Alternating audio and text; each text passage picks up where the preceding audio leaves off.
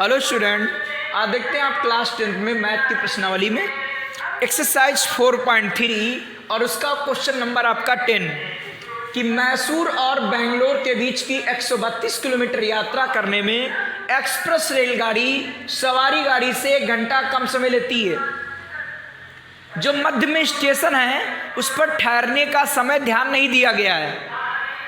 तो कह रहा क्या, यदि एक्सप्रेस रेलगाड़ी की औसत चाल सवारी गाड़ी की औसत चाल से 11 किलोमीटर प्रति घंटा अधिक हो तो दोनों रेलगाड़ी की औसत चाल बताओ। तो देख तो इसको कैसे सॉल्व करते हैं, देखेंगे। इसमें जो एक्सप्रेस रेलगाड़ी की औसत चाल है वो सवारी गाड़ी की औसत चाल पर निर्भर कर रही है। तो मान लेंगे माना सवारी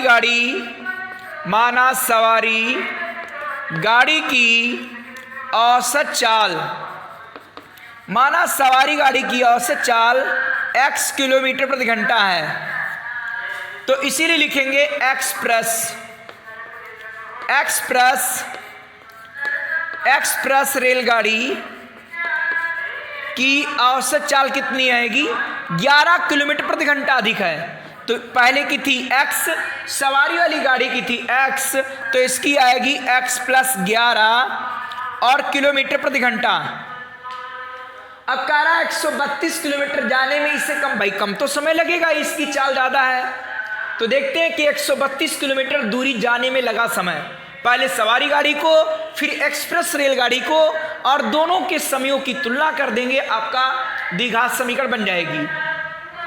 तो यहाँ पर लिखेंगे 132 किलोमीटर दूरी सवारी गाड़ी से जाने में लगा समय, सवारी गाड़ी से जाने में लगा समय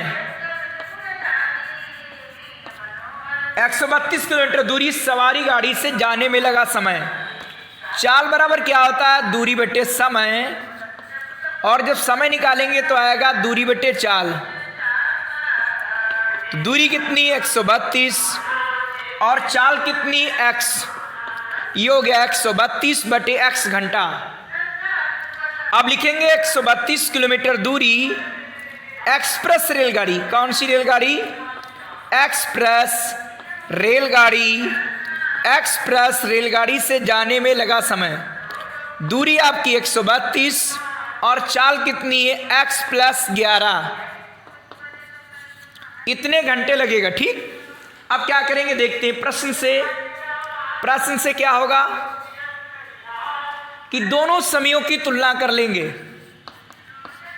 प्रश्न से क्या आएगा देखिएगा कि ये लगा सवारी गाड़ी से जाने में लगा समय, ये वाला कि 132 अपान आएगा x बराबर 132 अपान आएगा x + 11। तो ध्यान रखिएगा, कह रहा इसमें क्या होता है, देखिए इसमें लिखा 1 घंटा कम समय लगता है, इसमें 1 घंटा कम समय लगता है। क्या करें, बराबर हो रहा है 1 घंटा इसमें जोड़ दो बराबर। कह रहा जो एक्सप्रेस रेलगाड़ी से जाने में जो समय लगेगा वो 1 घंटा कम समय लगता है। क्या करें, बराबर हो रहा है, आप 1 घंटा इसमें जोड़ देंगे और बात आपकी बराबर आ जाएगी। ठीक, अब देखते हैं इसके आगे।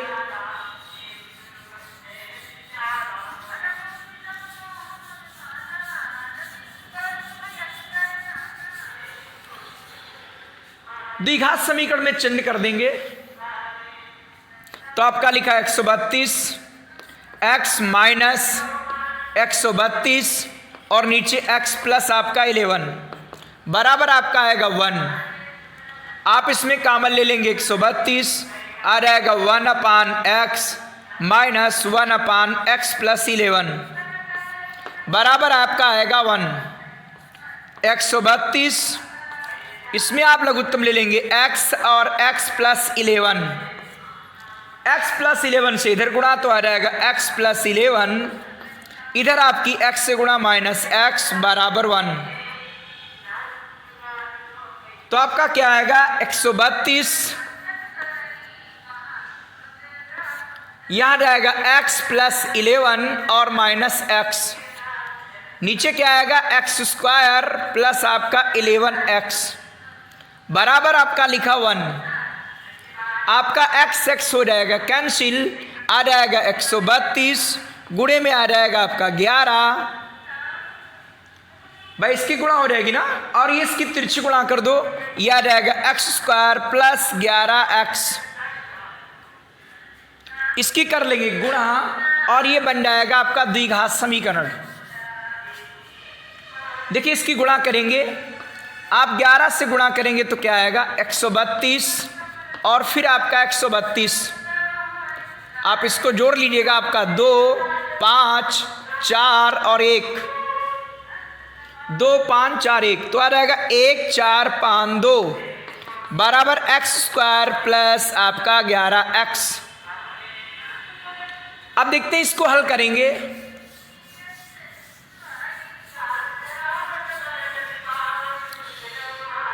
तो ये पक्षांतर करेंगे, आपका निशांचन जो रहेगा x² प्लस आपका 11x माइनस 1452, पलट दीजिए, आपका आएगा x² प्लस आपका 11x माइनस 1452 बराबर आपका 0।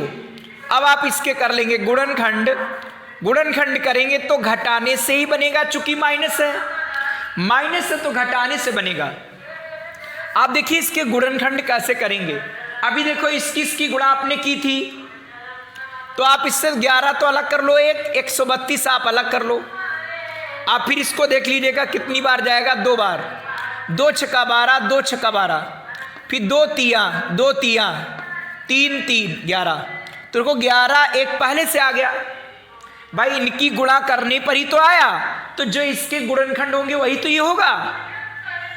फिर 11 का 11, आप बना कर देख लीजिए कि कैसे घटाने पर 11 बनेगा, घटाने पर कैसे 11 बनेगा ये देखना आपको, ठीक। फिर से ध्यान दो, 2 छंग 12, 2 छंग 12, 2 तिया 6, 2 तिया 6, 3 कन्नम 3, 3 कन्नम 3, 11 अलग, और ये 11 आपने पहले से ले लिया था, ठीक। अब इसकी गुणा करके बनाइएगा, देखो 2 दूनी 4 और 11 चकू 44 और 11 तिया 33 बन गया भैया। 44 से घटा देंगे 33, आ जाएगा 11 और इसकी कर देंगे गुणा, आ जाएगा इतना, जैसे बताया हमने, ठीक। भाई इसी के गुणनखंड यही तो है, इससे गुणा करके बना लिया।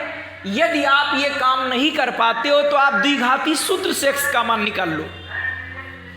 माइनस के 1452 बराबर आपका 0, x² प्लस 44x माइनस के 33x माइनस के 1452 बराबर 0। x का मान तो आएगा x प्लस 44 माइनस के 33 का मान आपका x अंदर आएगा प्लस और बचेगा 44 बराबर 0। x प्लस 44 आपका पूरे से कॉमन, यहां बचेगा x माइनस 33 बराबर आएगा आपका 0।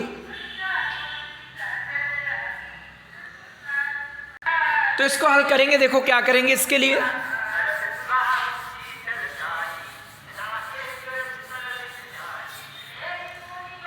x प्लस 44 बराबर 0, आपका x बराबर आएगा माइनस 44, जो अमान्य है क्योंकि रेलगाड़ी की चाल माइनस में नहीं होगी, तो आपका आएगा जो अमान्य है, जो अमान्य है। अब क्या होगा, x माइनस 33 बराबर 0, तो x बराबर आपका आएगा 33। तो अब क्या लिखेंगे, अतः सवारी गाड़ी की औसत चाल, सवारी गाड़ी की औसत चाल, सवारी गाड़ी की औसत चाल 33 किलोमीटर प्रति घंटा। ये सवारी गाड़ी की औसत चाल हो गई।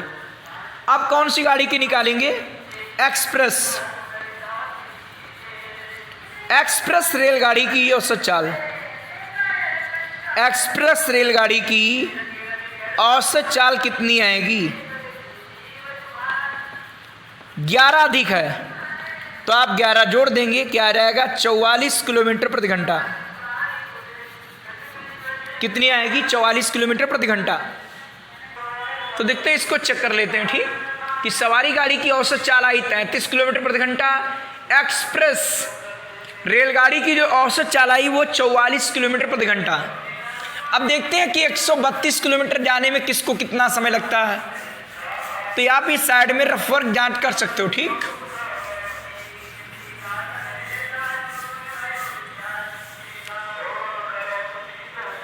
जांच कर सकते हो, ठीक। 132 किलोमीटर दूरी जाने में सवारी गाड़ी को 33 भाग कर दीजिए, 11 3 33, 11 से भाग करेंगे, 11 का नम 11, 11 दूनी 22, 3 चक्कू 12, 4 घंटा लगा सवारी गाड़ी से जाने में। अब एक्सप्रेस रेलगाड़ी से जाने में तो 132 नीचे आएगा 44, तो 11 का नम 11, 11 दूनी 22, 11 चक्कू 44, 4 3 12, इसमें 3 घंटा ऊपर 4 घंटा। देखो भैया इसमें 1 घंटा कम लग रहा समय कि नहीं लग रहा? लग रहा है। अर्थात जो हमारा आंसर आया बिल्कुल करेक्ट है, ठीक। क्योंकि एग्जाम में पीछे आंसर नहीं दिया होता कि एग्जाम में पेपर के पीछे आंसर दिया हो और आप उससे मिला लो भैया सही है, तो आप ऐसे जांच करेंगे, ठीक। हेलो स्टूडेंट, अब देखते हैं आपका क्वेश्चन नंबर 11। भाई इससे पहले क्वेश्चन नंबर आपने देखा था 10, अब देखेंगे क्वेश्चन नंबर 11 क्या कह रहा। देखिए कि दो वर्गों के क्षेत्रफलों का योग 468 मीटर स्क्वायर है। यदि उनके परिमाप का अंतर 24 मीटर हो तो दोनों वर्गों की भुजाएं ज्ञात कीजिए, ठीक। तो मान लेंगे कि माना बड़े वर्ग की भुजा, भाई एक वर्ग आपका बड़ा होगा, एक आपका छोटा, ठीक, क्योंकि उनके परिमापों का अंतर है, तो अर्थात एक आपका बड़ा होगा एक छोटा। तो मान लेंगे माना बड़े वर्ग की भुजा, बराबर है x मीटर, और तथा मान लेंगे छोटे वर्ग की भुजा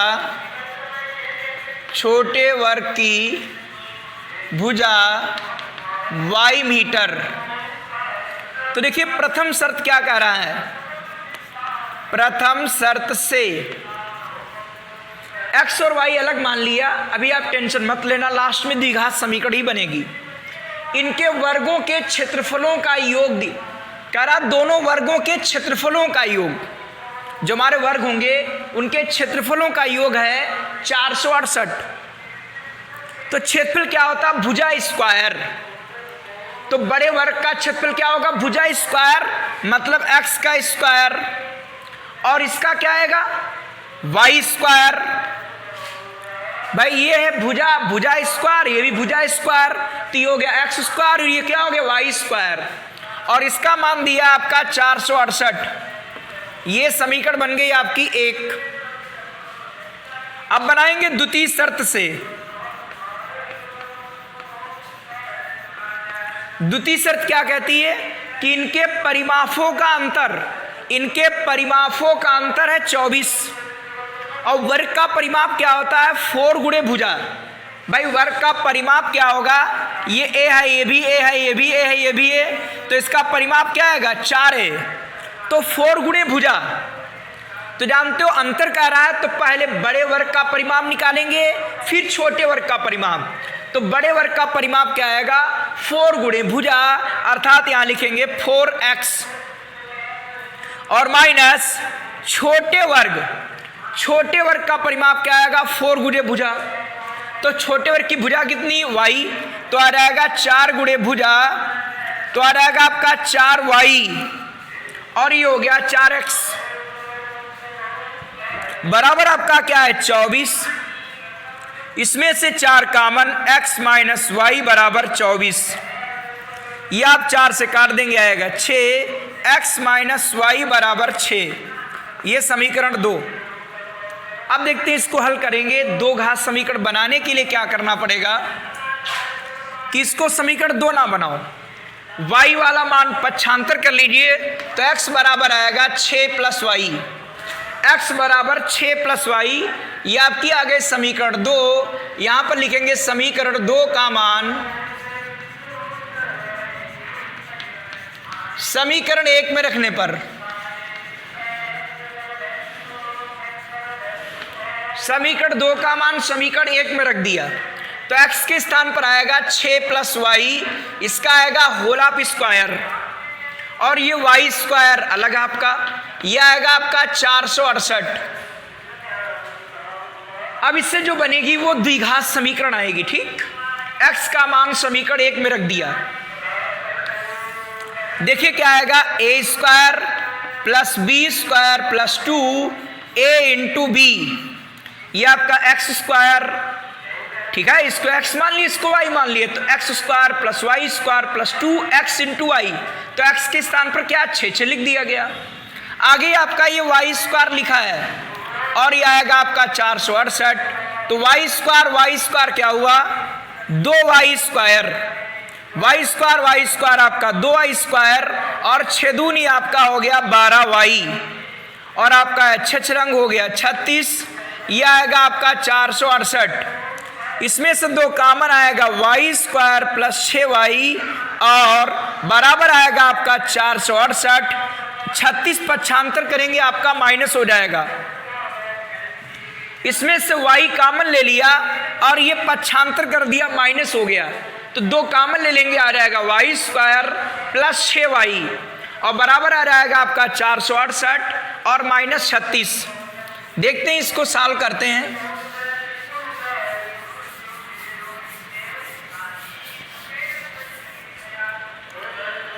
तो क्या आएगा यहाँ पर कि वाई स्क्वायर प्लस 6y आपका लिखा है गुणे में 2 कॉमन ले लिया था, इससे आप 36 देंगे घटा, 36 घटाने पर आएगा 2, यहाँ पर आएगा 3 और आएगा 4, इसको काट दीजिएगा, आ जाएगा 2 दूनी 4, 2 एक नम 2, 2 छंग 12, आपका वाई स्क्वायर प्लस 6y बराबर 216, Y square plus 6y minus 216 बराबर 0। यह आपकी बन गई द्विघात समीकरण। पक्षांतर करोगे तो आपका निशान चेंज हो जाएगा, ये प्लस था हो जाएगा माइनस, ये बन गई 2 घात समीकरण। अब इसके करेंगे गुणनखंड। देखिए लिखा है 216, इसके गुणनखंड करेंगे 2 एक नम 2, ये 0, 2 अठे 16, 2 से काटेंगे 5, 4, आगे 2 से कटेगा 2 दूनी 4, 214, फिर आएगा 3, 3 नमा 27, फिर 3 से 3 तिया 9। देखिए इसमें बनाइएगा कि माइनस है तो घटाने से बनेगा और प्लस होता तो जोड़ने से, माइनस है तो घटाने से बनेगा। बनाइए क्या आता, देखिए 2 दूनी 4 और 4 तिया हो जाएगा 12, 3 तिया 9, 9 दूनी 18, तो बन गया आपका क्या 18 से घटा देंगे आप 12 और 18 12 की गुणा करेंगे इतना आएगा, 18 से घटाएंगे 12 आ जाएगा आपका 6। इसमें क्या आएगा आपका Y square plus 18y minus के 12y माइनस के 216 बराबर 0।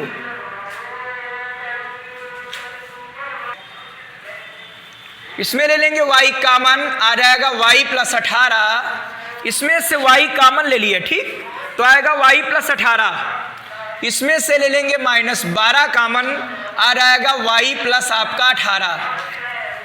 भाई जब 12 कॉमन ले लोगे तो 18 तो बचेगा और माइनस कॉमन ले लिया अंदर बचेगा प्लस, 12 कॉमन ले लिया हो गया अंदर प्लस और बचेगा 18, चूंकि आपने जो 12 कॉमन ले लिया है।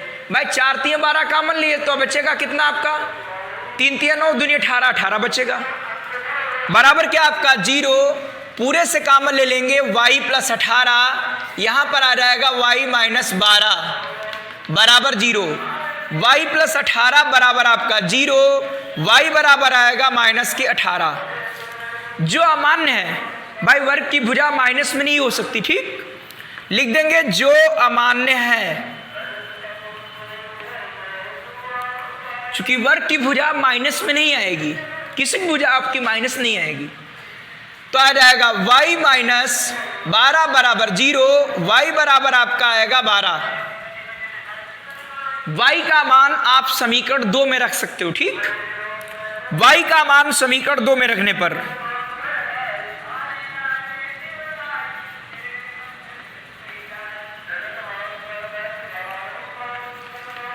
y का मान समीकरण 2 में रखेंगे तो आपका x बराबर क्या था 6 प्लस y आया था, ठीक।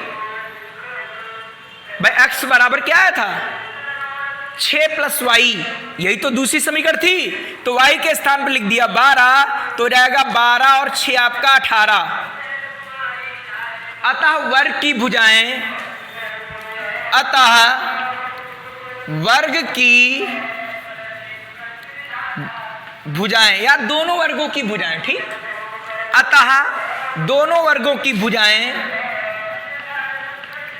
दोनों वर्गों की भुजाएं 8, आपका ये क्या चल रहा मीटर, सॉरी 18 है, 18 व 12 मीटर हैं। अतः दोनों वर्गों की भुजाएं 18 मीटर व 12 मीटर हैं, ठीक। फिर से ध्यान रखेंगे कि कैसे करना आपको है। भाई यहां पर दो वर्ग थे, अब दोनों वर्ग आपके अलग अलग होंगे क्योंकि परिमाप का अंतर है, तो एक बड़ा वर्ग होगा, एक छोटा वर्ग होगा। तो बड़े वर्ग की भुजा हमने मान ली कितनी थी x, और छोटे वर्ग की भुजा मान ली थी y। तो प्रथम शर्त क्या कह रहा था, दोनों वर्गों के क्षेत्रफलों का योग। तो इस क्षेत्रफलों का योग क्या होगा कि बड़े वर्ग का क्षेत्रफल प्लस छोटे वर्ग का क्षेत्रफल बराबर कितना, 468। तो वर्ग का क्षेत्रफल क्या होता है, भुजा स्क्वायर, तो ये हो जाएगा एक्स स्क्वायर, वो हो जाएगा वाई स्क्वायर। तो एक्स स्क्वायर वाई स्क्वायर बराबर आपका आ गया था 468। फिर दूसरी शर्त बनी थी, उनके परिमापों का अंतर 24। तो वर्ग का परिमाप क्या होता है, 4 गुणे भुजा, 4 गुणे भुजा वर्ग का परिमाप होता है, ठीक। तो 4 गुणे भुजा वर्ग का परिमाप होगा, तो बड़े वर्ग का परिमाप क्या आएगा, 4 गुणे एक्स, 4x। छोटे वर्ग का परिमाप क्या आएगा, 4 गुणे वाई, 4y। तो 4x माइनस 4y बराबर आपका आ गया था 24। इसको हल करने पर दूसरी समीकरण बनाई थी, ऐसी बनी थी कि x बराबर 6 प्लस वाई। इसका मान उठाकर हमने समीकरण 1 में रख दिया। 1 में रखने के बाद द्विघात समीकरण बनी, और द्विघात समीकरण के हमने गुणनखंड कर लिए, जिससे 2 मूल आए। ये 2 मूल में एक अमान्य हो गया, एक मान्य हो गया। ये वाला मान समीकरण 2 में रख दिया, जिससे आपका x का भी मान निकल आया। और इस प्रकार दोनों वर्गों की भुजाएं आपकी निकल आई, 18 मीटर और 12 मीटर। जांच भी कर लो, देखो जांच कैसे करते हैं कि ये आपके आंसर बिल्कुल करेक्ट है कि आंसर करेक्ट नहीं है। कैसे जांच करेंगे, देखिए इनके कह रहा दोनों वर्गों के क्षेत्रफलों का योग। तो भैया वर्ग का क्षेत्रफल क्या होता है, भुजा स्क्वायर, तो 18 स्क्वायर और 12 स्क्वायर। आप इनको जोड़ेंगे तो क्या आएगा, यह आएगा 324 इसका वर्ग, यह आएगा आपका 144। आप इनको जोड़ देंगे तो आ जाएगा 468।